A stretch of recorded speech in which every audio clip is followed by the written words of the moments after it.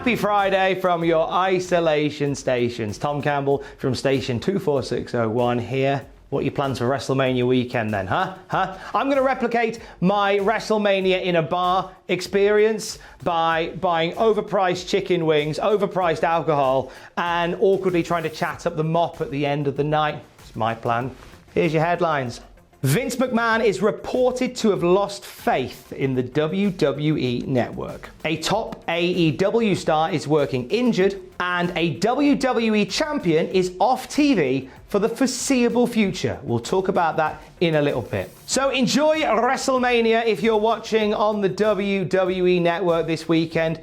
Could be the last time that you do so. Reports from Dave Meltzer on Wrestling Observer Radio suggest that Vince McMahon has lost faith in the WWE Network. Cast your mind back 6 years, WrestleMania 30, and we were told that the only way to watch WrestleMania was on the WWE Network for free, and then pay $9.99 a month after that. But do you remember some of the language and some of the tone that they took with regards to selling us the WWE Network? How we were stupid if we were buying it on conventional pay-per-view. What are you doing? Buying it on pay-per-view?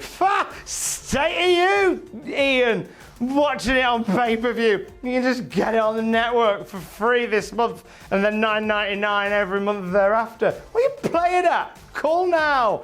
That was Michael Cole. That's from an episode of Raw. Can't remember which one. But the tone was that if we watched it on conventional pay-per-view, we were being daft and we should pay for the WWE Network. It has come to light that the WWE Network is part of the reason why George Barrios and Michelle Wilson were sent down the road by Vince McMahon last year. You may remember this massive corporate firing that caused the stock to crash pretty much last year. And it turns out that Barrios and Wilson were big advocates for the WWE Network, and Vince McMahon took a bit of convincing on it, and they were the ones that managed to convince him that the WWE Network as a proposition going forward was a really strong idea. The numbers have not been where WWE were hoping they would be at any point during the WWE Network era, and that was part of the reason that led to Wilson and Barrios leaving. There was also a financial issue because Barrios and Wilson both wanted Vince to save money. Vince wanted to buy every wrestler under the sun. So there was some sticking points in other places. They cited differences of opinion and parted ways, but they were big advocates for the WWE Network. Now, Vince McMahon was keen to sell WrestleMania to as many OTT platforms as possible. He talked about this in the quarterly meeting last year, saying that there will be some big decisions made on it in the particular quarter that we're in now. And some of those deals haven't quite materialized as Vince would hope, because he just wanted too much money for them. And a lot of companies aren't spending money at the moment because of the small matter of a global pandemic.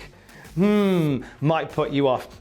Vince McMahon, however, is still pushing for more pay-per-view subscribers to jump on board with WWE going forward. That is why you may have heard the dialogue change on commentary from, what are you doing, Ian? Buying it on pay-per-view, you putz? Bet you're rubbish. That's changed from that to, wait, why do you buy it on pay-per-view? It's brilliant on pay-per-view. I mean, sure, we got the network moniker, but just buy it on pay-per-view. It's better.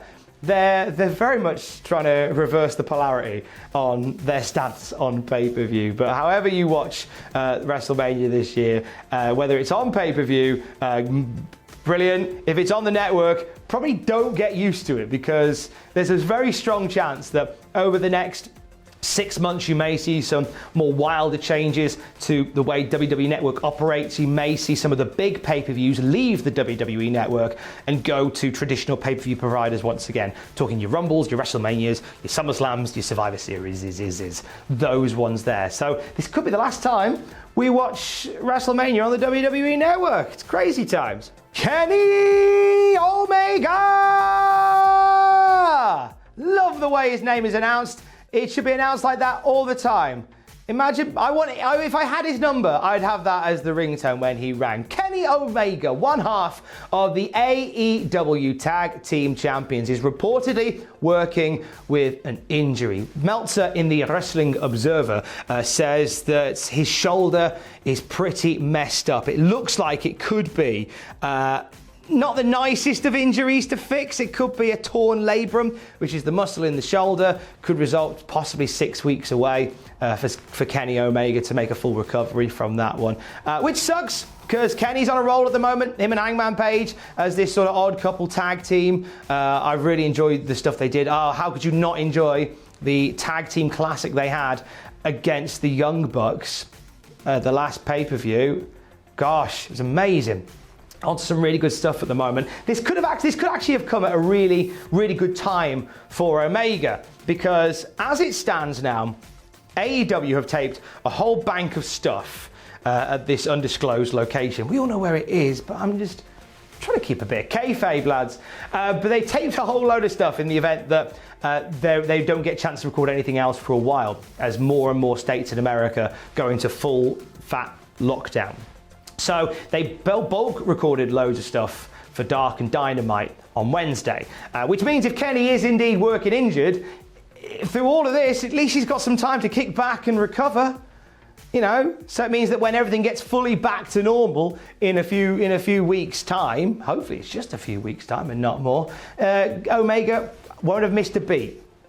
If you are a Brock Lesnar fan, wait till I tell you what is brocking up on the ESPN network. That's right, this Brock Day at Brock AM, you can Brock with your very own Brocks, a Brockathon, translated ESPN 2 from 6 a.m. Eastern on Sunday just for night 2 of WrestleMania. They are having a 5-hour Brock.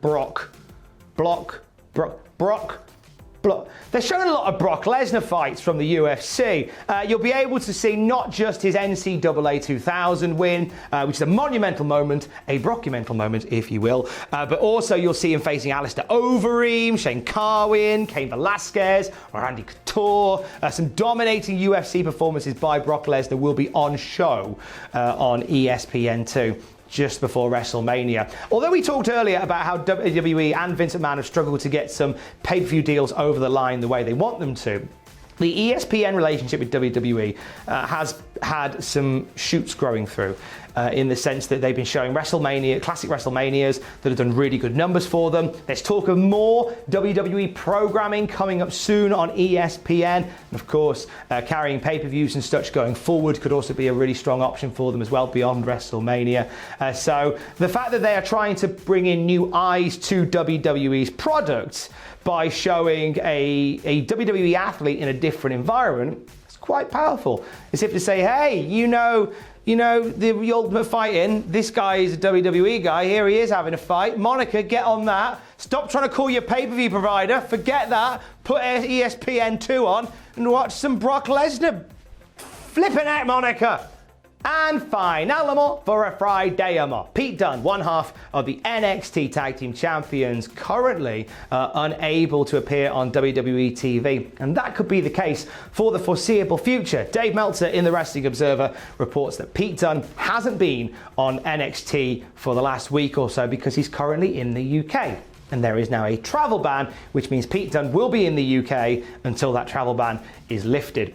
Him and Matt Riddle won the tag titles at TakeOver Portland, which is bad timing on all accounts, because now they've got the belts and they've just started they just started on NXT TV a build towards Broserweights versus Malcolm Bivens Enterprises. They had Malcolm Bivens' lads attack Matt Riddle and set up a future tag team match for them, but we don't know when that will be because obviously Pete Dunne is currently in the UK. Now, similar to Kenny Omega's injury, this timing could be fortuitous because it looks as if we might be potentially getting a bit of a WWE pause for a couple of weeks after WrestleMania, depending on whether or not they can get somewhere else to record wrestling shows from, because WWE are taped up until NXT next Wednesday. Beyond that, there's nothing. So if they can't secure anywhere to record new episodes of stuff, then chances are they're going to be replaying things. They're going to find ways just to fill the void between now and when everything gets back to normal. So if that is the case, then Pete Dunne isn't needed on TV. So actually, the timing of this might be somewhat fortuitous. I am a big fan of the idea that Matthew pitched on 9 Pitches for WrestleMania, which features Drew McIntyre kicking Brock Lesnar so hard in the face that it sends WWE back in time 5 years. So that way you can just play all the old episodes of Raw and SmackDown over the last 5 years. Pretty much covers you back until whenever you need to get back to normal. Maybe that'll happen at WrestleMania. I guess you and I will find out this weekend. It's going to be a wild ride. Genuinely, I am fascinated to watch WrestleMania. I can't come down the mindset of a few people who've gone, oh, it's going to be rubbish this year. No, I'm fascinated. I'm living for whatever this is going to look like this year. And I think you should be a little bit as well. We're going to keep you reported on it every step of the way at Cultaholic. We cannot be together, which is sad because Adam, if you're watching this, I miss you. I miss you. Just do a little cry. Look out the window, and I'm sad, and I know why I'm sad. It's because I haven't seen Adam Pacitti for quite some time, and that makes me sad. Fret not, Tom, you'll be together soon. We're going to be watching WWE together apart. So Adam will be doing live reactions to WrestleMania Night 1 and Night 2. We'll all be doing reactions together, and you'll be able to watch those on the Cultaholic YouTube channel as well. We'll have graded, WTF moments, what happened at the whole 9 yards. We will keep you informed with all the happenings from WrestleMania this weekend. Thank you for continuing to support Cultaholic. Genuinely, we couldn't do what we do without you supporting us all the way through. And if you're one of those amazing people, which we say every week here at Cultaholic, if you're one of those amazing people out there on the front line right now, we'll never be able to repay the debt of gratitude that we owe you for getting out there, keeping the world turning. Let's all just kick back and watch WrestleMania together this year, shall we? I can't drink that. Let's all kick back and watch WrestleMania this year, shall we? If we can. Stay safe. Love you, bye.